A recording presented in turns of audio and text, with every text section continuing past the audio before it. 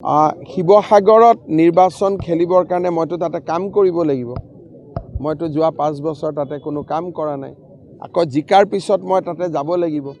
মইতো ৰাইজক ঠগুৱা হ'ব তাতে যদি ইলেকশ্যন খেলোঁ, কাৰণ মই গুৱাহাটীত থাকিম, এতিয়াও সমষ্টিটো চিনি নাপাম, জিকাৰ পিছতো মই যাব নোৱাৰিম। আৰু শিৱসাগৰত অখিল গগৈ ঘৰুৱাব পৰা আমাৰ ইমান কাৰ্যকৰ্তা আছে, তেওঁলোকে কি ভাবিব যে আমি থাকোঁতে দাদা কিয় আহিব লগা হ'ল? আমিতো আছোৱেই, দাদাৰ আমাৰ ওপৰত ভৰসা নাই নেকি? গতিকে আমাৰ শিৱসাগৰৰ 5-6জন কেণ্ডিডেট আছে যোনে অখিল গগৈক মই ভাবোঁ এইবাৰ হৰুৱাব পাৰিব। গতিকে তেওঁলোকে যেতিয়া নিজেই পাৰিব, মই গৈ তাতে কিয় কষ্ট কৰিব লাগে?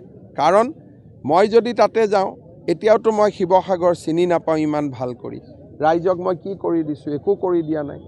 আকৌ ইলেকশ্যন জিকাৰ পিছত মই গুৱাহাটীত থাকিম, মই গৈ কি কৰি দিম? একো কৰিব নোৱাৰোঁ। গতিকে ৰাইজক মই ঠগুৱা নহ'ব জানো? আৰু ৰাইজক ঠগুৱাটোতো মহাপাপ হয়। সেই পাপ কামটো মই কেনেকৈ কৰিম? এইটোতো কিবা কুস্তিৰ খেল নহয় যে অমুকত গৈ উঠি দিয়ক, হয়তো উঠিলে মই জিকিবও পাৰোঁ, কিন্তু জিকিলেও ৰাইজৰ লাভ কি হ'ব যদি ৰাইজে MLA জনক বিচাৰি নাপায়? মোৰ ঘৰ তাতে নহয়, মোৰ পৰিবাৰ তাতে নাথাকে, পৰিয়াল নাথাকে, বিহুত যাব নোৱাৰিম, পূজাত যাব নোৱাৰিম, ৰাইজেতো বেয়াহে পাব। গতিকে ৰাইজে বেয়া পোৱা কাম বিজেপিয়ে নকৰে। আমাৰ এতিয়াও আমি সেইটো নীতিতে আছোঁ যে জিলা সভাপতিসকলে টিকেট বা প্ৰাৰ্থী নহ'লে আমি ভাল পাম।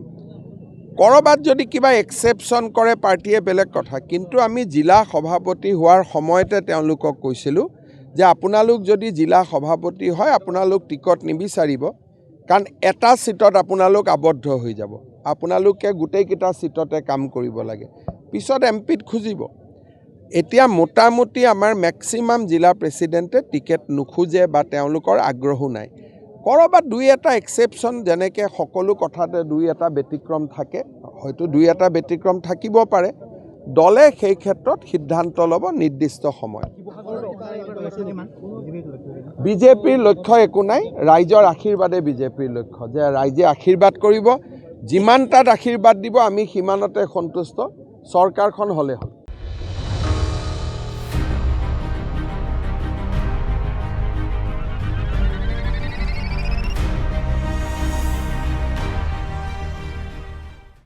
শিৱসাগৰত নিৰ্বাচন খেলিবৰ কাৰণে মইতো তাতে কাম কৰিব লাগিব। মইতো যোৱা 5 বছৰ তাতে কোনো কাম কৰা নাই। আকৌ জিকাৰ পিছত মই তাতে যাব লাগিব। মইতো ৰাইজক ঠগুৱা হ'ব তাতে যদি ইলেকশ্যন খেলোঁ, কাৰণ মই গুৱাহাটীত থাকিম, এতিয়াও সমষ্টিটো চিনি নাপাম, জিকাৰ পিছতো মই যাব নোৱাৰিম।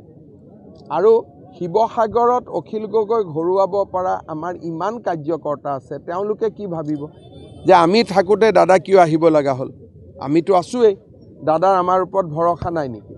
গতিকে আমাৰ শিৱসাগৰৰ 5-6জন কেণ্ডিডেট আছে যোনে অখিল গগৈক মই ভাবোঁ এইবাৰ হৰুৱাব পাৰিব। গতিকে তেওঁলোকে যেতিয়া নিজেই পাৰিব, মই গৈ তাতে কিয় কষ্ট কৰিব লাগে? কাৰণ মই যদি তাতে যাওঁ, এতিয়াওতো মই শিৱসাগৰ চিনি নাপাওঁ ইমান ভাল কৰি। ৰাইজক মই কি কৰি দিছোঁ? একো কৰি দিয়া নাই। আকৌ ইলেকশ্যন জিকাৰ পিছত মই গুৱাহাটীত থাকিম, মই গৈ কি কৰি দিম? একো কৰিব নোৱাৰোঁ। গতিকে ৰাইজক মই ঠগুৱা নহ'ব জানো?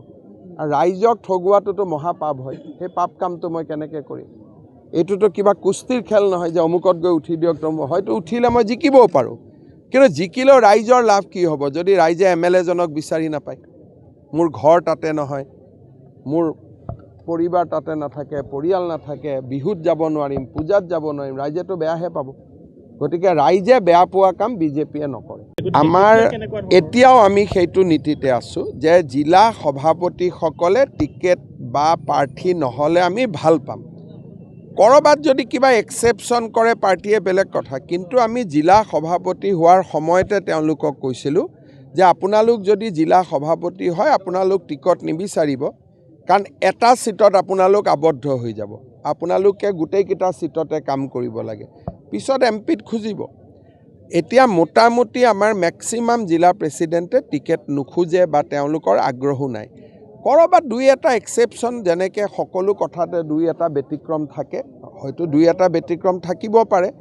দলে সেই ক্ষেত্ৰত সিদ্ধান্ত ল'ব নিৰ্দিষ্ট সময়ত। বিজেপিৰ লক্ষ্য একো নাই, ৰাইজৰ আশীৰ্বাদে বিজেপিৰ লক্ষ্য, যে ৰাইজে আশীৰ্বাদ কৰিব, যিমান তাত আশীৰ্বাদ দিব আমি সিমানতে সন্তুষ্ট, চৰকাৰখন হ'লে হ'ল।